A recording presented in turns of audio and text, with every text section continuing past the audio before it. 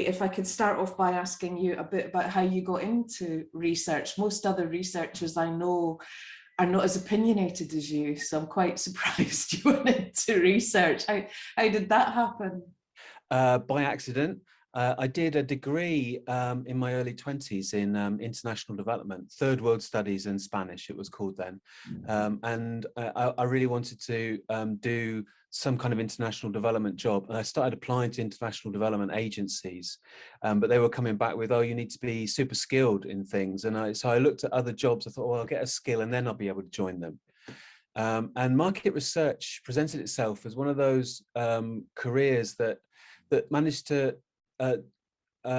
build skills in lots of different areas. And so it was project management, financial management, dealing with people, finding out about information, data analysis, and it looked really interesting. And I was really lucky to get a job at BMRB International, as it was, which had a brilliant graduate training program. And then I just started, and I thought, well, I'll do this for a couple of years and then get into international development. But then I got onto a career, and I went to work with Mori in Chile, so I kind of got the Latin American bit in there, and the career was going really well, and had a family, and so the international development kind of got put to one side for quite a while.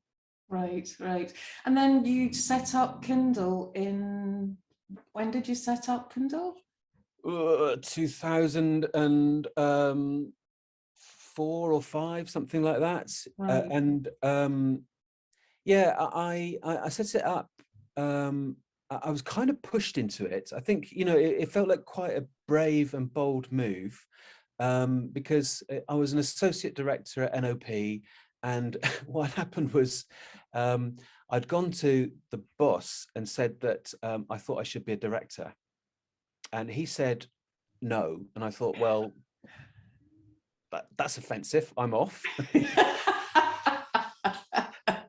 I think there's quite a few ICGers had that experience, yeah. That reaction too. But it was also that, I still live in Brighton, and I was schlepping up to Brighton and back on the commuter trains, and homeworking had just come in. It was the time when there was ISDN lines. There was no broadband really. It was quite tough. And so I was going on the train a lot and beginning to really hate that commute. And so it was like I'm going to get out of that travel. I'm going to have more time at home with the family, and I'm going to be a director because I can call myself a director, and that's what happened. Brilliant. And I worked with Kindle on a number of projects. Looking back, what did you get out of running Kindle? What were your high moments? What did you really enjoy about running your own agency? What I really enjoyed, I think, was, like the first year, I think was pretty scary. I can remember like worrying about bills, and then years 2 and 3, I mean, it was really busy, and, it was too busy actually. But I mean, what happened was I managed to work so much that I created a kind of a cushion, much working capital in the organization within Kindle to know that I could work. I could not work for 6 months and I'd be okay. And then once my nerves settled around that, it never really went away actually. And I think that's probably the case for all independent consultants. There's always that kind of worry about the next job. It never really went away, but it did settle me a lot. And I think after sort of 3 years or so, I could pick and choose the jobs that I wanted a little bit. I was working in a really interesting sector, which was academic publishing, and I had a brilliant client in that sector. And then picking up other little bits and pieces, did quite a bit of social marketing. And so I think it was that autonomy and control, as well as this sense of, I can do this and I've made it. And, and it feels like, I can run a business and not go back to NOP with my tail between my legs and say, can I have my AD job back, please? Yeah, but it sucks. So how did you come across the ICG? Tell us about how you got involved with the ICG. I was introduced to the ICG by a really good friend and fellow researcher who we'd worked with a lot at NOP, which was Caroline Packle Dunlop. And she was on the committee at the time and was raving about how how great it was to be part of an organization that enabled you to actually mix with some of the leading lights in the research industry. And I think that the ICG does need to kind of recognize that, you know, a lot of its membership are people who are well known in the industry. And for someone who, you know, like I was 30, early 30s, and you know, just trying to start my own business, to be able to associate and talk to people who'd been in the industry for a bit longer and were well respected in the industry was brilliant.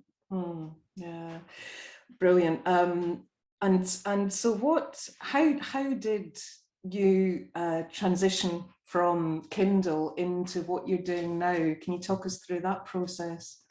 While I was running Kindle, I started getting back into some political activism work, which started around the kind of Iraq war, and then helping to run a local group called what was the World Development Movement, and we campaigned on very esoteric kind of trade rules and things like that to try and get changes to the international debt and trade system. So I started to ease myself back into that sort of international development sector. And then in 2015, there were huge flows of people from Syria coming into Europe. The treatment of them just seemed to be completely deficient and hostile. And there were an awful lot of people camping out in the rough, in the Calais jungle, in terrible conditions. I just thought, I can't sit here and do. I was raging at the telly, to be honest, and I just thought, for my own sanity, I just have to go and do something. I had a break in the projects. One of the main advantages of being in the ICG is you can pick and choose, kind of like when you go on holiday. And I thought, I'll just go over to Calais for a week, hired a van, and it just grew from there. Right. And that's where you met John Sloan, who you co-founded Refugee Support with. And I mean, I was working on projects with you in the transition, where you did keep working with Kindle as you established Refugee Support. What was the moment that you thought, I need to let Kindle go and I need to concentrate on this full time? Do you know what? It's one word, and it's Microsoft. I thought, sorry, Microsoft, if anyone from there is listening, I'm sure they won't be offended. But I thought when we set up on a refugee camp in Greece, and there were a lot of people there, you know, having a really tough time, I thought I'll just take a year off as a sabbatical. Again, another advantage of being in the ICG, or, you know, as an independent consultant, I could. I had enough there to think, okay, I can live without a salary for a year, do this, and then I'll go back to market research. So I tried to juggle running this charity and running Kindle Research at the same time, because I thought, I'll pick up little bits of work here and there. But running the charity, the thing just became quite a heavy burden in terms of time and energy, and Kindle was getting less and less attention. But then this job came in from Microsoft, and I just thought, I just do not want to do that. It's about Surface computers or something, and it's just business to business marketing. It's just not my world anymore. So I'll just make it incredibly expensive, and I charged a massive day rate, and they said yes. My heart sank, and I think I subbed it out. To someone very close to me right now. And for which I was very grateful. Thank you very much. It was a fun project, but completely, from my end, it was you're like jumping from planet to planet, talking to the clients, and then calling you and working with you, and I could feel that you know that you lived in another world now, and that was you were always complete professional, but you know your center had moved to refugee support. Yeah, it was a win-win. I mean, you took on a lot of the burden, and I was involved, you know, and that's absolutely the case when you're kind of, as an independent consultant anyway, you're always dealing with other independent consultants and just trying to share the kind of workload and do what each of you does best. And but it was after that I just thought, you know, it's just not fair on clients to be in this sort of limbo land. And the charity, it was clear that you know, the need was getting bigger and bigger, and people were keen to help us. And I just thought, I'll just make this sabbatical 3 or 4 years, and here we are 6 years later, and I don't think there's any chance that I'll go back to doing market research anymore. Much though I'd hope that refugee support becomes irrelevant at some point, or not needed.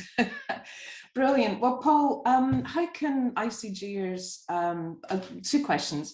What advice would you give to ICGers who are still trying to balance the kind of, I still, you know, do really find the research insight side fulfilling, but I've also got this other passion that I'm volunteering. What tips would you give folk in terms of managing that? I think it's fine, as long as there's not too much of a disconnect between the kind of research you're doing, or you know, how your kind of attitude to research, and the kind of charity work you're doing. And so I was working in a charity which was very much about humanitarian aid for people who are very marginalized and have very, very little. It's just such a different world from the world of marketing, business to business, for things that they just don't seem very relevant. Now, I know a lot of independent consultants are working in sectors that aren't so distinct from their kind of volunteering, and so I think as long as the gap isn't too big, I think the two can marry. And it's what's one of the advantages of being an independent, that you can decide, okay, I'm going to set aside a day a month or 2 days a week or whatever it is that's right for you to do this kind of volunteer, because we are a huge advocate for volunteering as an organization, as a charity. You know, we rely on volunteers. We've had loads from all over the world. And you mentioned my co-founder, John. Well, John is just one of many, many hundreds of people I've had the absolute privilege to work with, because volunteers are extraordinary people. And you know, to be able to have that opportunity to meet them, get to know them and work with them, is such a huge benefit. I'd encourage anyone and everyone to try and do that, but maybe it does need to be somewhat in the area that you are working. Yeah, cool. And then finally, how can current members who want to support Refugee Support Europe? I mean, our needs are kind of threefold, really, and one is, you know, the top of the list is money, and we would rely completely on individual donations, and so you know, funds are always great. The second one is volunteers, and you know, we need people to come out and do the job, and you know, it's 2 to 3 weeks working, you know, right on the front line and helping from the day you arrive, and that's a brilliant thing to do. And I've had some ICG members who've done it. That's what I was just going to say.